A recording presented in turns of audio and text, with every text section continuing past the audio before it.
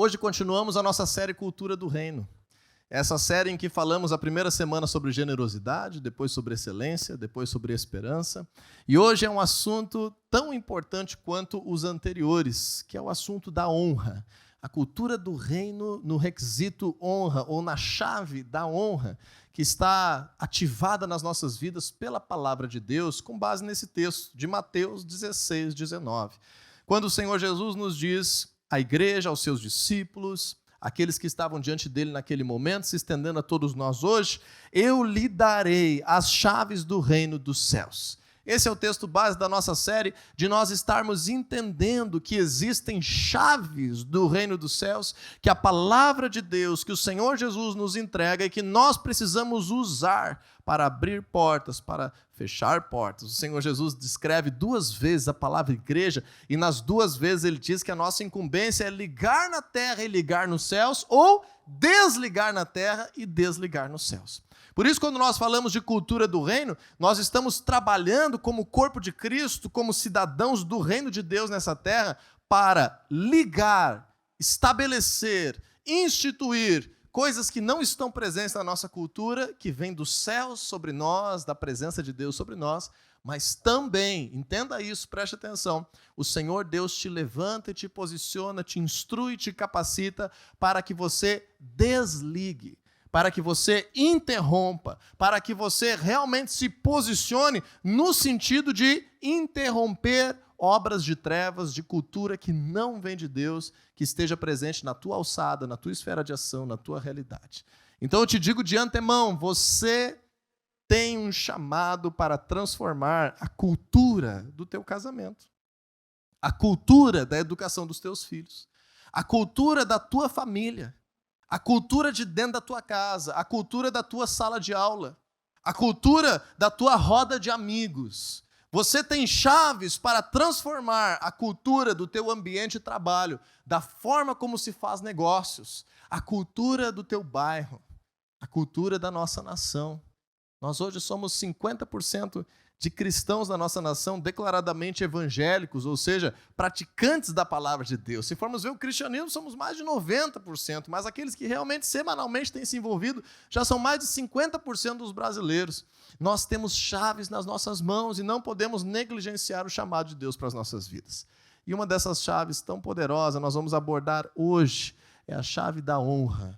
A cultura da honra, o atributo da honra. Esse é um assunto realmente muito, muito vasto e eu vou estar trazendo aqui alguns princípios fundamentais, sucintos, para que você e eu podemos abrir um leque de estudar a palavra de Deus com clareza sobre esse tema tão precioso. Por isso eu te convido a abrir a tua Bíblia num primeiro versículo neste tema que está em Filipenses capítulo 2, versículo 13. Enquanto você vai abrindo lá no Novo Testamento, Filipenses 2, 3, eu gostaria de te levar a pensar, por que é importante ensinarmos a cultura de honra no ambiente cristão? Por que é importante usarmos essa chave? Perceba que nas nossas vidas e na nossa sociedade muitas coisas já têm sido transformadas, nós já temos vivido um ambiente tecnológico, confortável, com muitos princípios que vêm de Deus para nós também. Mas agora, se você pensar na situação da honra, ou melhor, também no problema da desonra, será que a nossa sociedade é uma sociedade honrosa ou é uma sociedade desonrosa? Você já parou para pensar nisso? É tão complexo de nós pensarmos nisso que, na verdade, fora das paredes da igreja, quase não se usa essa palavra honra. Quase não se usa esse termo no nosso vocabulário, na nossa linguagem, nas nossas conversas de dia a dia, de tanto que ela tem se apagado. Agora deixa eu te perguntar, você que já tem aí algumas décadas de vida, a partir aí de 3 décadas de vida, você que já tem essas experiências na tua história, você comparando na década de 90, quem sabe na década de 80, quem sabe no início dos anos 2000, compare um tempinho para trás com os dias de hoje. A nossa sociedade em relação, por exemplo, ao trato com os pais, os filhos têm sido cada vez mais honrosos ou mais desonrosos?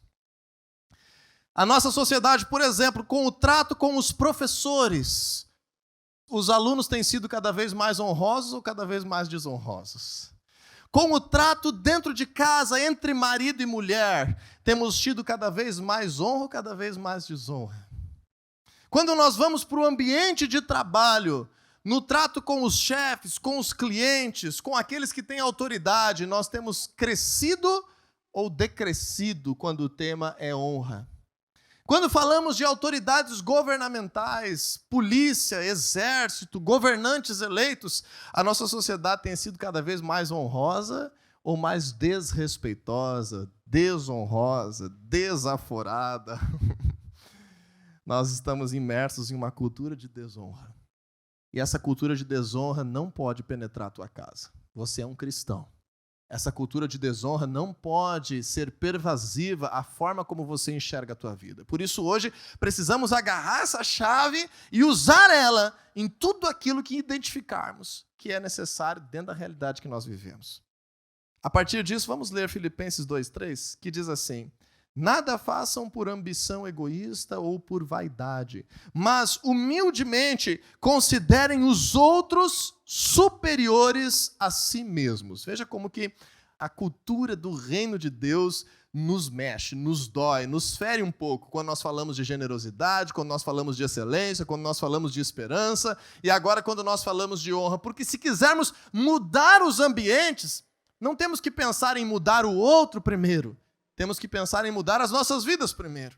E quando falamos em honra, o que nós estamos dizendo? Considerar o outro superior a mim. Abrir mão de algo.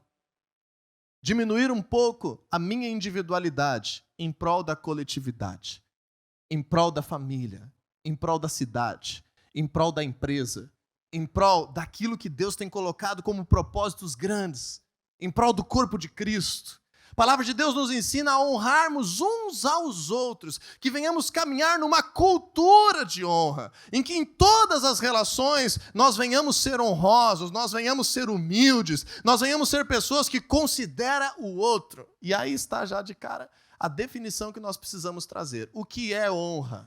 O que é honrar? Nós estamos perdendo o significado das palavras. Honrar nada mais é do que valorizar, respeitar, considerar o outro acima de nós mesmos. Estarmos tendo uma consideração admirável, distinguir outra pessoa além de nós mesmos. Quando eu falo em honra, não estou dizendo de nós nos promovermos em honra, porque isso, na verdade, se trataria de egoísmo, de orgulho, de altivez, de soberba. Quando falamos em honra, estamos falando em promovermos um ambiente de honra pela nossa atitude de humildade.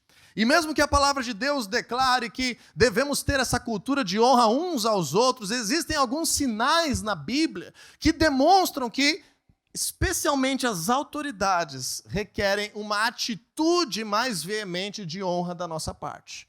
E quando falamos em autoridade, de quem nós estamos falando? Em primeiro lugar, do nosso Deus. Em segundo lugar, dos nossos pais. Em terceiro lugar, das outras autoridades constituídas ao nosso redor. Sejam as autoridades lá dentro da escola, lá na faculdade, lá no trabalho, na igreja, qualquer tipo de autoridade, autoridade governamental, civil, autoridade militar. Nós precisamos entender a grandeza da honra e o que ela pode produzir de frutos de saúde para a nossa cultura. E eu quero começar trazendo, então, um exemplo dessa primeira relação de honra, a relação que temos com o nosso Deus. E te convido a abrir mais alguns textos bíblicos. Hoje nós vamos fazer algumas leituras, especialmente uma história que está no livro de Marcos, capítulo 6. Se você puder abrir comigo nos evangelhos, nós vamos ler duas histórias dos evangelhos, em que Jesus, em uma ocasião, foi desonrado, e na outra ocasião, Jesus foi honrado. E nós vamos começar a entender o primeiro aspecto dessa chave do reino chamada honra, que a honra muda atmosferas. Diga assim comigo, a honra muda atmosferas. Quando nós mudamos o nosso comportamento para um comportamento honroso, entende comigo, o ambiente muda, a atmosfera muda. E quando nós somos desonrosos, o ambiente também muda e a atmosfera também muda. Então a honra está completamente ligada ao ambiente que nós criamos para viver. Nós não estamos mais acostumados a falar no termo honra, mas muitas pessoas vão entender uma expressão que eu vou dizer aqui agora, que quando começam problemas no casamento, quando começam a se falar em situações de divórcio, em situações de conflitos dentro do lar, quando as pessoas olham de fora, o que normalmente se diz? E já perderam o respeito um com o outro. Quando nós falamos isso, nós estamos falando de fato do princípio da honra. Quando um casal não está honrando mais um ao outro, já está agora pronto para atacar, para desvalorizar, para desprezar, para desconsiderar, para querer apenas o seu interesse, para atacar, para ser violento, porque isso é o fruto da desonra. E a desonra muda o ambiente, assim como a honra muda o ambiente. Quer ver como que acontece isso até com Jesus nas nossas vidas? Vamos ler Marcos capítulo 6, do verso 1 ao 6. Preste atenção comigo. Jesus saiu dali e foi para a sua cidade, Nazaré, sua cidade, acompanhado dos seus discípulos. Quando chegou o sábado, começou a ensinar na sinagoga, e muitos dos que o ouviam ficaram admirados. De onde lhe vêm estas coisas? Perguntavam eles. Que sabedoria é esta que lhe foi dada? E esses milagres que ele faz? Olha o que eles disseram agora. Entende comigo, gente. Vamos dar uma pausa aqui, deixa aberta a tua Bíblia. Jesus foi para Nazaré, a sua cidade onde ele cresceu. Chegando lá, ele foi para, entre aspas, para a igreja. Dentro do judaísmo, o lugar onde eles se reuniam como igreja se chamava sinagoga. Então Jesus foi para a igreja no sábado, assim como a gente vai para a igreja no domingo. Jesus foi para a sinagoga judaica no sábado. Quem é que vai para a igreja junto com Jesus? As pessoas religiosas, as pessoas que queriam buscar alguma coisa de Deus, que queriam estudar a palavra de Deus. Então Jesus se coloca lá no meio daqueles que queriam buscar a Deus, agora não num contexto cristão, mas ainda num contexto judaico, dentro da sinagoga. E agora, dentro da sua cidade, Jesus está fazendo mais ou menos o que eu estou fazendo contigo hoje. Ele toma a palavra e ele começa a ensinar, e ele está ali falando diante dos outros. Agora perceba que é uma escolha sua e não minha. É uma escolha daquelas pessoas e não de Jesus. Como que eles estavam considerando ele? Como que eles estavam olhando para ele? Se era com o olhar de honra ou com o olhar de desonra. Então eles começam, olha que coisa interessante, mas ele está falando algo diferente, mas que maravilha é isso que ele está dizendo. E na hora já reflete o seu coração no versículo 3, quando diz, mas não é esse o carpinteiro? Filho de Maria, irmão de Tiago, José, Judas e Simão? Não estão aqui conosco as suas irmãs? E agora qual é o resultado dessa desonra? Ficavam escandalizados por causa dele. Porque levaram Jesus num sentimento de desprezo, num sentimento de desonra. Veja como se trata de honra e desonra, porque quando Jesus toma a palavra no versículo 4, ele disse, só em sua própria terra e entre seus parentes e em sua própria casa é que um profeta não tem honra. Perceba que aquela atitude de criticar, de desvalorizar, de rebaixar, de menosprezar, de desonrar Jesus, fez com que Jesus traduzisse isso naquele ditado que a gente tanto usa. Foi Jesus que criou esse ditado, só que com outras palavras. Santo de casa não faz milagre. Você já ouviu esse ditado? Esse ditado que Jesus está dizendo, o profeta na sua terra não consegue, não tem honra. E aí qual é o fruto dessa desonra? Perceba, Jesus não mudou por causa disso. Agora, aquilo que eles poderiam receber de Jesus mudou completamente. A atmosfera do ambiente mudou completamente. Veja comigo o versículo 5. E não pôde fazer ali nenhum milagre, exceto impor as mãos sobre alguns doentes e curá-los. E Jesus ficou admirado. Com o quê, gente? Com a incredulidade deles. Agora perceba comigo. Jesus tem tudo a ver com o projeto de Deus ser ativado nas nossas vidas. Para sermos salvos, nós precisamos de fé. Para recebermos algo de Deus, nós precisamos de fé. Para agradar a Deus, nós precisamos de fé. Para sermos curados, nós precisamos de fé. A oração com fé curará o enfermo. A palavra de Deus está encharcada de fé como uma premissa básica daquilo que Jesus pode fazer sobre a nossa vida. A fé é uma ferramenta fundamental. E, teoricamente, ela não teria a ver com honra, porque a fé é o firme fundamento das coisas que se esperam e a convicção daquilo que se não vê. Então, quando nós entramos nesse assunto, nós percebemos que a nossa relação com Deus é muito mais do que crer em Deus. A nossa relação com Deus também passa por honra. Porque a desonra fez com que eles não acreditassem em Jesus. A desonra fez com que eles não tivessem a fé correta para receber milagres. Quem é que perdeu com a desonra? as pessoas que agiram dessa forma. Agora veja comigo um outro texto em Mateus capítulo 8, versículo 5 ao 10. Mateus, volte um livro na tua Bíblia, você está em Marcos. Mateus capítulo 8, versículos 5 ao 10. Outras pessoas, outra cidade, outra ocasião, outra situação. O mesmo Jesus, mais ou menos a mesma época. Mateus capítulo 8, versículo 5 diz: entrando Jesus em Cafarnaum, uma outra cidade, ele estava em Nazaré, agora ele está em Cafarnaum. Dirigiu-se a ele um centurião pedindo-lhe ajuda. O que é um centurião? É um comandante romano, um comandante sobre 100 soldados.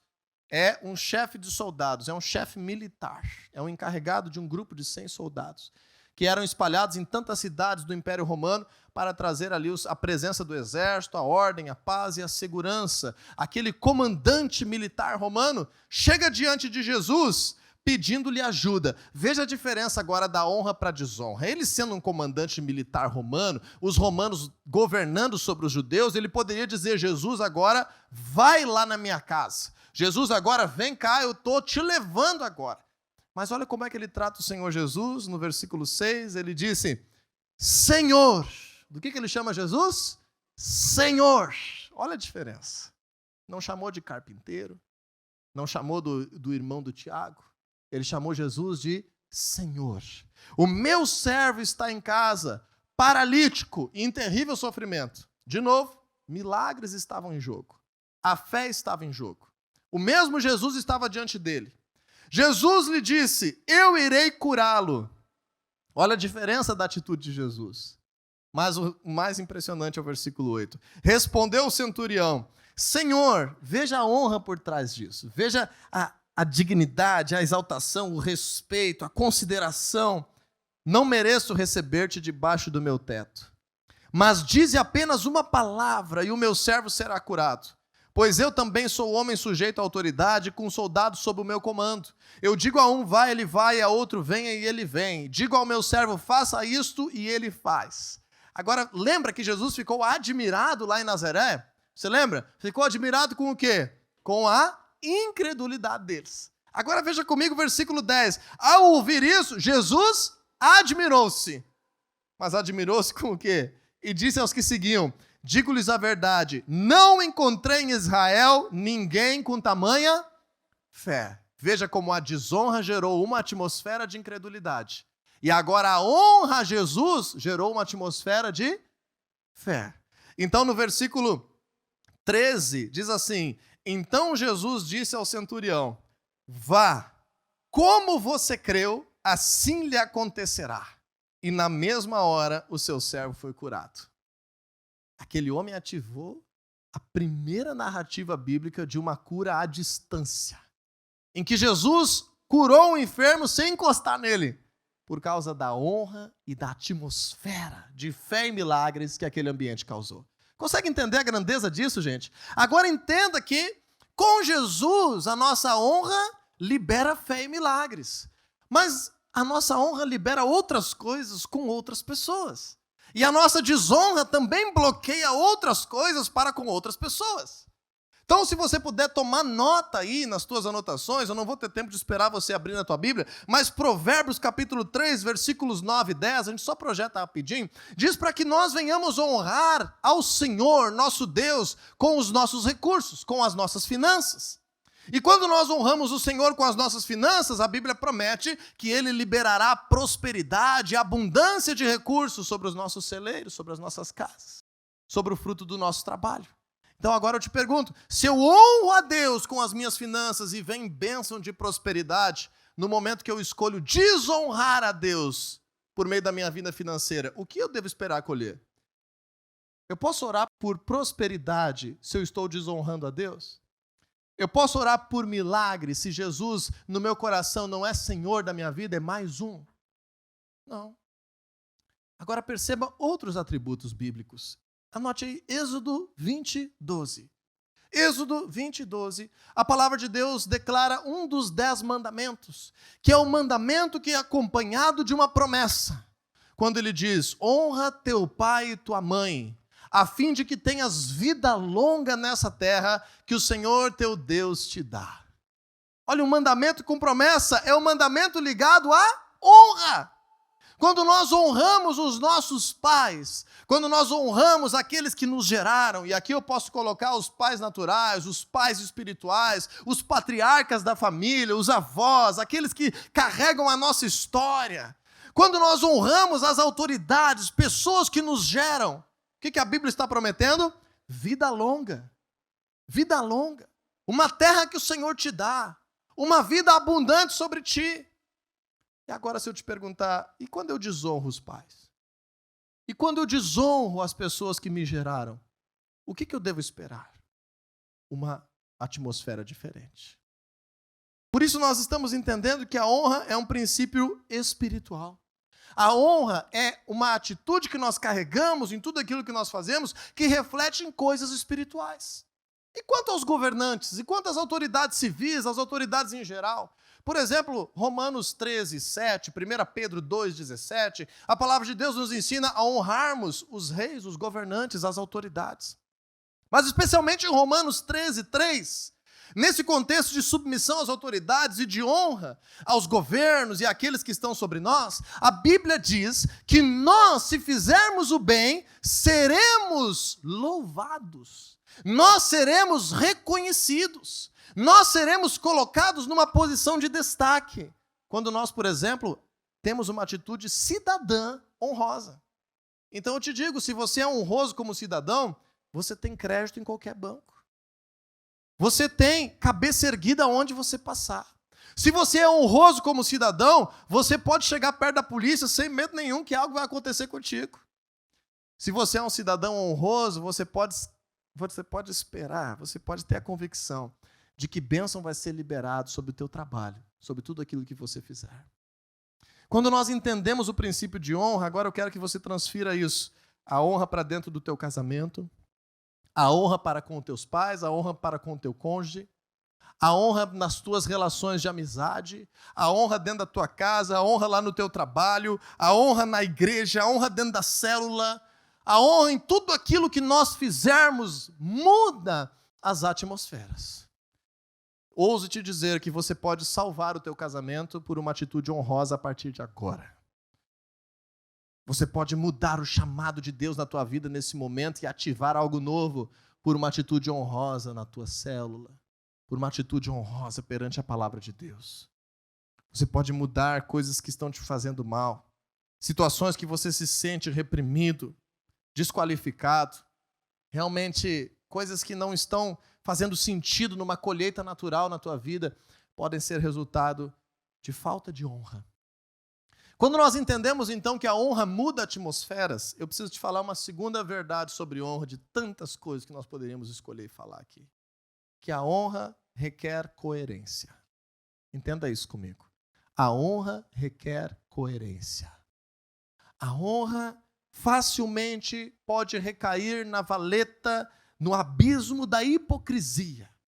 Quando nós honramos por palavras, mas quando chega na hora de agir, nós não somos honrosos. Quando nós honramos no discurso, mas quando está nas costas de outra pessoa, nós não conseguimos corresponder.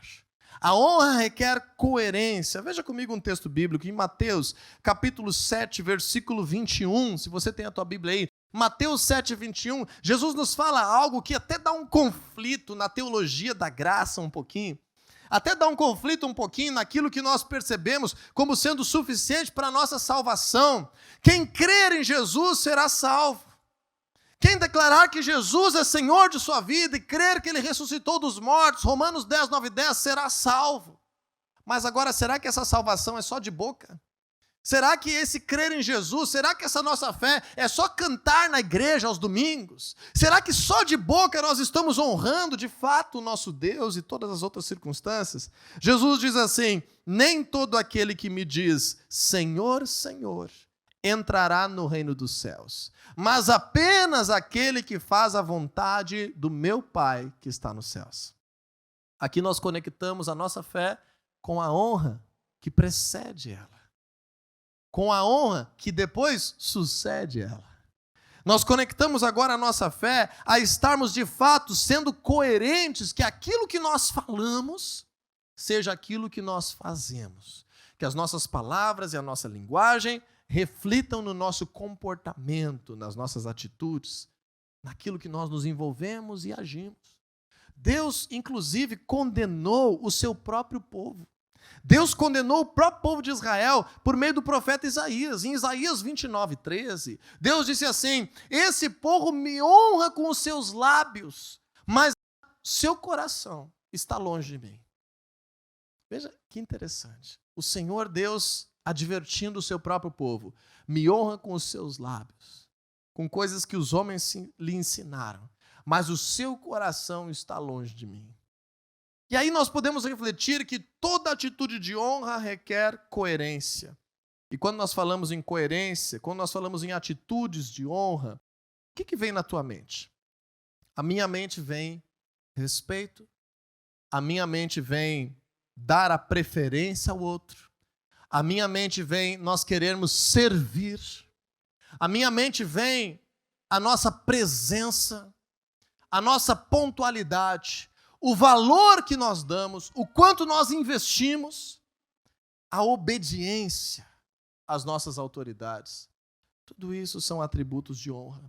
Então entenda comigo que quando nós honramos da boca para fora, nós nos tornamos pessoas hipócritas, religiosas, pessoas vazias, fúteis, pessoas frívolas na sua forma de viver. Motivo, inclusive, de escândalo para o evangelho do Senhor Jesus. Agora, quando nós honramos com palavra e ação, nós ativamos uma atmosfera diferente no mundo espiritual. Por isso, nós precisamos trazer de volta a honra dentro do nosso coração. A honra ao nosso Deus, a honra ao cônjuge, a honra aos nossos pais, a honra aos professores. E quando eu falo em honra, eu falo que mesmo você sendo livre para falar o que quiser, você não fala o que quer. Porque você tem consideração por outra pessoa. Porque você tem respeito, porque você dignifica, porque você exalta aquela outra pessoa. Mesmo você sendo livre para agir do jeito que quiser, você não age exatamente de acordo com os teus impulsos, porque a honra precede o teu comportamento e as tuas ações. Entende que nas mínimas coisas nós podemos gerar isso. Às vezes os pais não gostam que os filhos levantem antes do almoço da família acabar. E é justamente o que os filhos fazem. Às vezes a esposa gostaria da presença do seu marido dentro de casa e é justamente o que ele faz questão de chegar mais tarde. Perceba que nos mínimos detalhes nós podemos honrar ou desonrar. Às vezes, a esposa fala mal do seu marido para o próprio filho, para os próprios vizinhos. Às vezes, o marido, para se sentir um pouco mais homem, critica a sua família, deturpa a sua casa para os seus colegas de trabalho. Nos mínimos detalhes da sua vida, cria um ambiente de desonra. Nós temos a tendência de nos acharmos tão bons, tão resolvidos, tão sábios. Nós sempre somos pais melhores do que os nossos pais. Nós sempre somos presidentes melhores do que o nosso presidente. Técnicos de futebol melhores do que o nosso técnico. Nós sempre somos professores melhores do que os professores. Porque estamos numa cultura de desonra, de desprezo, de desvalorização. Nós precisamos ensinar os nossos filhos a serem honrosos, os nossos discípulos a serem honrosos. Existem formas de mudar os ambientes, mas a desonra e o desrespeito só causam um ambiente de desgraça e de oportunidade das trevas de causar destruição. Por isso eu te digo um terceiro atributo desse tema da honra, que a única coisa que gera honra na tua vida é a própria honra. Entende comigo? Pode ser que pais estejam me ouvindo agora e dizendo assim: olha, o meu filho devia estar escutando isso, porque o meu filho é tão desonroso, é tão desobediente, é tão desrespeitoso. Você sabe com quem que ele aprendeu? A honra gera honra. Não adianta nós escutarmos esse tipo de tema para exigir honra do outro. Eu sou líder de célula, eu vou chegar essa semana agora, eu vou exigir honra de todo mundo. Se na tua célula as pessoas são desonrosas, sabe com quem que elas aprenderam? A honra gera honra. 1 Samuel capítulo 2, versículo 30, o Senhor nosso Deus diz na última parte do versículo: honrarei aqueles que me honram. Na última linha aí desse versículo. Honrarei aqueles que me honram, mas aqueles que me desprezam serão tratados com desprezo. Então você quer um ambiente de honra? Não saia exigindo, saia honrando. Demonstre para os teus filhos a honra aos teus próprios pais. Demonstre que na tua casa não tem fofoca. Demonstre que você defende o certo e as pessoas que são autoridades sobre a tua vida. E é isso mesmo. Numa fofoca, nós estamos sendo desonrosos quando nós estamos falando da vida de quem tem autoridade sobre nós. Quando nós permitimos que alguém se levante para falar mal, por exemplo, da minha própria esposa, e não faço nada, eu estou desonrando ela. Quando eu permito que alguém lá no meu trabalho fale mal do meu Deus, e eu fico quieto, eu estou desonrando ele. Nós precisamos ter a cultura da honra pungente no nosso coração, pulsante nas nossas mentes, prontos a valorizar, prontos a considerar, prontos a nos entregar aqueles que estão sobre nós. Em primeiro lugar, a Deus. Em segundo lugar, aquelas pessoas que nos geram. Em terceiro lugar, as autoridades em geral. E por último, como uma cultura uns para com os outros em todos os ambientes. Eu quero terminar essa mensagem com um alerta e uma exceção a essa obediência ligada à honra. Entenda que a obediência está ligada à honra, mas nem sempre nós precisamos obedecer àqueles a quem devemos honra. Podemos respeitar sem a necessidade de obedecer. Quando é que nós não temos a necessidade de obedecer? Abra comigo um texto bíblico para nós terminarmos. Atos 5, 29. Atos 5, 29. O que aconteceu aqui? Em Atos 5. Pedro foi preso por pregar o evangelho. Quando ele foi solto, disseram para ele: tu vai ser solto, mas tu não pode mais pregar o evangelho. Quando chegou na esquina, Pedro pregou o evangelho. Então Pedro desobedeceu à autoridade governamental, que disse: olha, você está proibido de pregar o evangelho. E quando chegou na esquina, ele pregou o evangelho. Por que ele fez isso? Porque temos base bíblica para isso, que é a própria resposta dele, como palavra de Deus. Atos 5, 29. Pedro e os outros apóstolos responderam: é preciso obedecer antes a Deus do que aos homens. Então agora essa exceção da obediência ligada à cultura de honra. Não tendo essa exceção, você que é filho menor de idade, deve obediência aos teus pais. Você deve obediência ao teu chefe na empresa. Você e eu devemos obediência às autoridades governamentais. Mas no momento em que qualquer autoridade abaixo de Deus fere a palavra de Deus, nós temos uma brecha para não sermos desrespeitosos, para não sermos arruaceiros, para não sermos violentos, mas para não termos a obrigatoriedade de obediência. Então, você não precisa obedecer ao teu pai quando ele está bêbado. Você não precisa se sujeitar a uma atitude de violência doméstica. Seja por parte do homem, seja por parte da mulher, você pode ir na delegacia e denunciar. Você não precisa se sujeitar a uma escravidão. Você não precisa se sujeitar a um abuso realmente claro, por exemplo, no ambiente de trabalho, seja ele de autoridade, seja ele sexual. Não é porque é autoridade que você deve simplesmente murchar os olhos e se sujeitar. Porque nós temos uma autoridade que está acima de qualquer autoridade, que é a palavra de Deus. Então nós temos que sempre confrontar isso. E Pedro está dizendo: ok, eu estou submisso, eu aceitei ser preso, eu não me voltei contra as minhas autoridades, mas eu não vou deixar de pregar. Pode me prender de novo se quiser. Como fizeram, né? Mas Pedro obedeceu antes a Deus do que aos homens. Então, por isso, você, papai, preocupe-se em que as diretrizes que tu coloca na tua casa estejam alinhadas à palavra de Deus, para você não causar mal-estar nem conflito à vida do teu filho, à vida da tua esposa, ao teu ambiente de trabalho.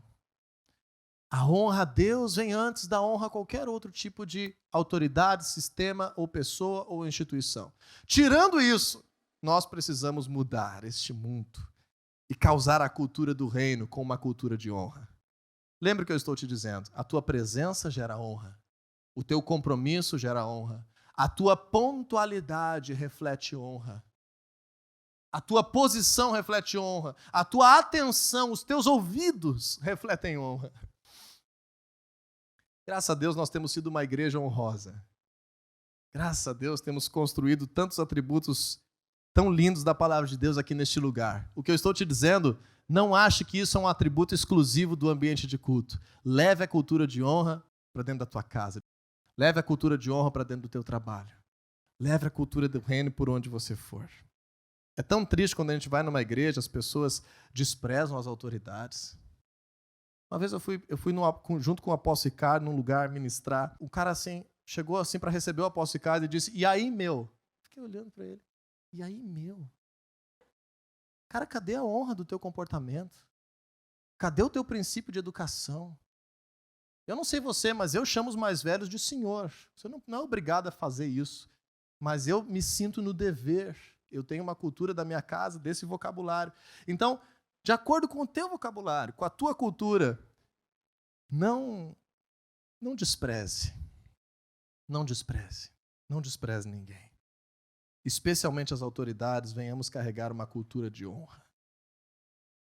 Com o nosso Deus, então, Ele não é o teu amigão, Ele é o teu Deus. É um Deus que se torna amigo, e não um amigo que é Deus. Jesus não é só o teu irmão, Ele é o teu Salvador. É o Salvador que é teu irmão, e não teu irmão que é Salvador. Nós precisamos entender isso, e quando entendemos isso, eu tenho certeza, paz virá sobre a tua casa, sobre os teus negócios, bênçãos, atmosferas serão mudadas. O Senhor hoje está mudando aqui relacionamentos, linguagens, vocabulários. Em nome de Jesus, que não saia mais fofoca da tua boca, que não saia mais murmuração dos teus lábios, que não saia mais palavrões dentro da tua casa, que não saia mais atitude de desonra, que não saia mais achismos contra as tuas autoridades espirituais.